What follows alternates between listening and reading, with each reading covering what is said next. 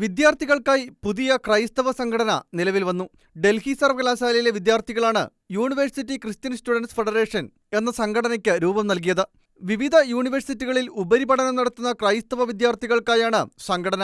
കേരളത്തിലെ എല്ലാ സഭാവിഭാഗങ്ങളിലെയും മറ്റ് ഇതര ക്രൈസ്തവ സമൂഹങ്ങളിലെയും വിദ്യാർത്ഥികളെ ഉൾക്കൊള്ളുന്നതാണ് സംഘടന.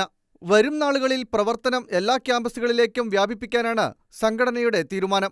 ക്രൈസ്തവ മൂല്യങ്ങളെയും പൈതൃകങ്ങളെയും അടിസ്ഥാനമാക്കി ഇന്ത്യയിൽ ഉടനീളമുള്ള ക്രിസ്ത്യൻ വിദ്യാർത്ഥികളെ സംഘടിതരാക്കി നിർത്തുക, സാമുദായിക സ്നേഹത്തോടൊപ്പം ദേശീയത വളർത്തുക, സാമൂഹിക, രാഷ്ട്രീയ, വിദ്യാഭ്യാസ, മാനസിക ശാക്തീകരണങ്ങൾക്ക് സഹായിക്കുക തുടങ്ങിയവയാണ് സംഘടനയുടെ മുഖ്യ ലക്ഷ്യങ്ങൾ.